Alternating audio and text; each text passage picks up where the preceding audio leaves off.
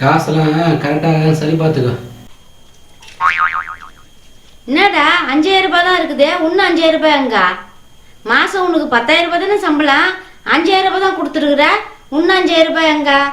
போன வாட்டி தான் முதல் வேலைக்கு போனேன்னு சொல்லிட்டு 5000 ரூபாய் கொடுத்த, சரின்னு வாங்கிக்கினேன்.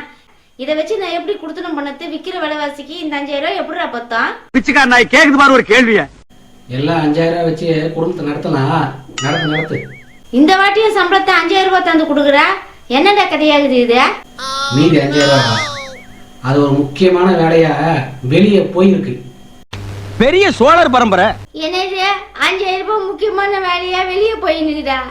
டேய் பொண்ணுங்க நீ கலெக்ட் பண்ணிட்டியா? அந்த பொண்ணுங்களுக்கு செலவு பண்ணின்னுக்கிறியா?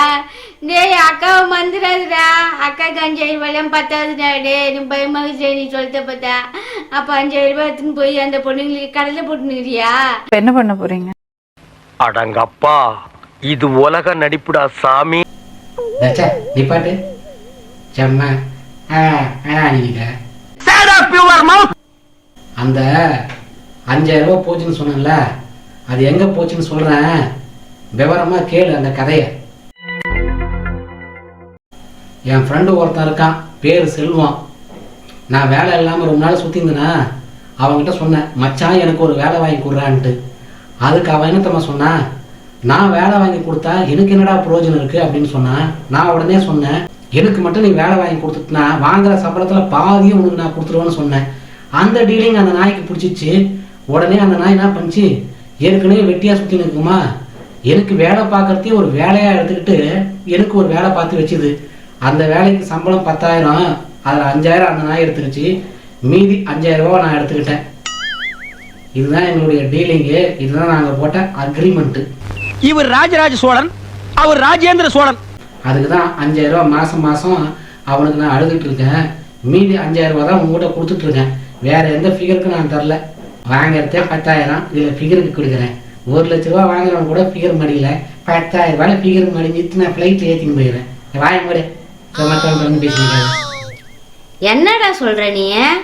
வாங்கத்தே 10000 ரூபாய் சம்பளம், இதுல வேற ஒரு அக்ரிமெண்ட் வேற போட்டுக்கிறீங்க. அக்ரிமெண்ட்ட இந்த காசை வச்சுக்கின்னு அந்த 5000 ரூபாய் வச்சுக்கின்னு எப்படா கொடுத்தனம் பண்றது?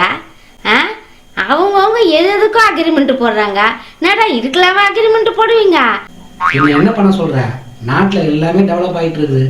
இப்ப கமிஷன் இல்லாம எதுவுமே வேலைக்கு ஆகிறது இல்லை. கல்யாணத்துல இருந்து வீடு பார்க்கறதுல இருந்து எல்லாத்துக்கும் கமிஷன் கொடுக்க வேண்டியதாகுது. வேலை கிடைக்கிறதுக்கு நான் ஒரு கமிஷன் கொடுக்க வேண்டியதா ஆயிடுச்சுன்னு வச்சுக்கோ. அதை விட்டு வளவலன்னு பேசினுக்காத. ஏதோ வேலை கிடைச்சது, காசு வந்துதான் சந்தோஷப்பட்டுக்கோ. ஆமா, 10000 ரூபாய் சம்பளத்துல நீ ஒரு 5000 ரூபாய் எடுத்துன்னு வர, அந்த நாய் ஒரு 5000 ரூபாய் எடுத்துன்னு போடுது. இதெல்லாம் நல்லா இருக்குதாடா இதெல்லாம் கேட்கறதுக்கு? எப்படா இப்பெல்லாம் புதுசு புதுசா யோசிக்கிறீங்க? நாடு விளங்கிடும்.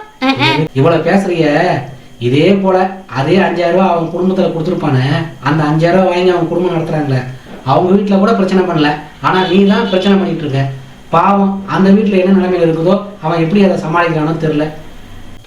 எனக்கு என்னவோ நீங்க பண்றதெல்லாம் எனக்கு ஒன்னும் சரியாவே படல. வேற என்ன சொல்லித்தி? போற போக பார்த்தா பைத்தியம் புச்சிடும் பொழுது நீங்க சொல்ற கதையெல்லாம். இது என்ன சிலையாயிடுச்சா என்ன அப்படி நிக்குது? எது ஆனா என்ன, நாட்டுல இனிமே நடக்கிற இந்த மாதிரி விஷயங்களை பார்த்து ஒவ்வொருத்தரும் சிலையா தான் ஆயாகணும். நமக்குன்னா வந்து ரொம்ப நேரம் நிக்காத, காக்கா கக்கா போயிடும் சிலைன்னு நினைச்சு. ஏப்ப